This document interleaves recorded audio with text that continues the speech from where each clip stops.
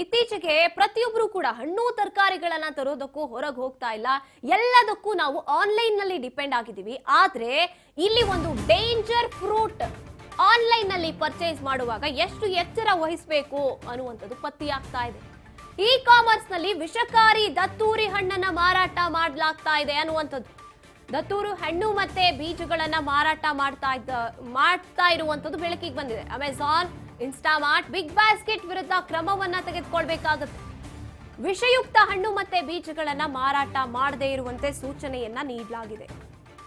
ಪ್ರಾಣಾಪಾಯ ಉಂಟು ಮಾಡಬಲ್ಲಂತ ವಿಷಕಾರಿ ಹಣ್ಣು ದತ್ತೂರಿ ಹಣ್ಣು ಅತ್ಯಂತ ವಿಷ ಹಾಗೇನೆ ಪ್ರಾಣಾಪಾಯವನ್ನ ಉಂಟು ಮಾಡುವಂತ ಸಸ್ಯದ ಭಾಗ ಇದು ದತ್ತೂರಿ ಹಣ್ಣು.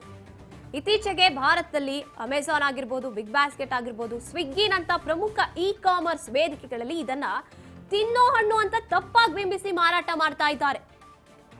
ಇದನ್ನ ತಗೊಂಡು ಇದು ತಿನ್ನೋ ಹಣ್ಣಂತೆ ಸಿಗ್ತಾ ಇದೆ ನಮಗೆ ಆನ್ಲೈನ್ ನಲ್ಲಿ, ಯಾವ್ದೋ ಹೊಸದಾಗಿದೆಯಲ್ವಾ ನೋಡೋಣ ಟ್ರೈ ಮಾಡೋಣ ಅಂತ ನೀವೇನಾದ್ರೂ ಹೋದ್ರೆ ನಿಮ್ಮ ಪ್ರಾಣ ನಿಮ್ ಕೈಯಲ್ಲಿರೋದಿಲ್ಲ. ಇ ಕಾಮರ್ಸ್ ಕಂಪನಿಗಳ ಲೈಸೆನ್ಸ್ ಅನ್ನ ರದ್ದುಗೊಳಿಸೋಕೆ ಸೂಚನೆಯನ್ನ ನೀಡಲಾಗಿದೆ. ಕರ್ನಾಟಕ ಆಹಾರ ಸುರಕ್ಷತೆ ಮತ್ತೆ ಔಷಧ ಆಡಳಿತ ಇಲಾಖೆ ಈ ಕ್ರಮ ತಗೊಂಡಿರುವಂತದ್ದು. ಇ ಕಾಮರ್ಸ್ಗಳ ವಿರುದ್ಧ ಕ್ರಮಕ್ಕೆ ಅಧಿಕಾರಿಗಳು ಮುಂದಾಗ್ತಾ ಇದ್ದಾರೆ. FSSAI ಮತ್ತೆ FTA ಅನುಮತಿ ಇಲ್ಲದೆ ಅಪಾಯಕಾರಿ ದತ್ತೂರಿಯನ್ನ ಇವರು ಸೇಲ್ ಮಾಡ್ತಾ ಇದ್ದಾರೆ. ಅಮೆಜಾನ್ ಸೇರಿ ಈ ಬಿಗ್ ಬಾಸ್ಕೆಟ್ ಆಗಿರ್ಬೋದು, ಈ ರೀತಿಯಾದಂತ ಇ ಕಾಮರ್ಸ್ ವೆಬ್ಸೈಟ್ಸ್ ಏನಿದೆ, ಹಣ್ಣು ಬೀಜ ಸೇವಿಸಿದ್ರೆ ನರಮಂಡಲಕ್ಕೆ ಹಾನಿ ಆಗುತ್ತೆ, ವಿಷಕಾರಿ ಇದು.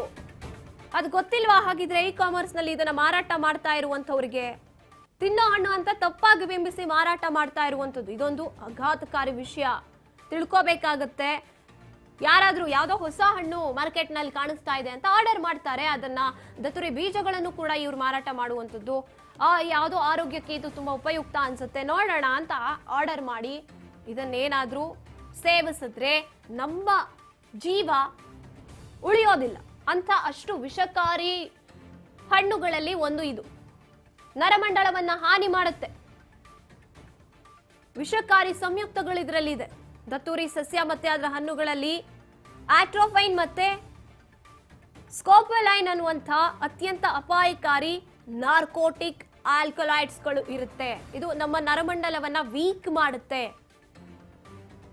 ಇದರ ಹಣ್ಣು ಮತ್ತೆ ಬೀಜಗಳನ್ನ ಅಪ್ಪಿತಪ್ಪಿ ಏನಾದ್ರೂ ಸೇವಿಸಿದ್ರೆ ಮಾನವನ ನರಮಂಡಲಕ್ಕೆ ತೀವ್ರವಾದಂತಹ ಹಾನಿಯಾಗುತ್ತೆ. ಇದು ಭ್ರಮೆ, ನಮಗೆ ಹ್ಯಾಲ್ಯುಸಿನೇಷನ್ ಅಂತ ಏನ್ ಹೇಳ್ತೀವಿ, ಮತ್ತೆ ಕೋಮಾ ಸ್ಥಿತಿಗೆ ಹೋಗುವಂತ ಸಾಧ್ಯತೆಗಳು ಕೂಡ ಇರುವಂತದ್ದು ಇದನ್ನ ಸೇವಿಸಿದ್ರೆ.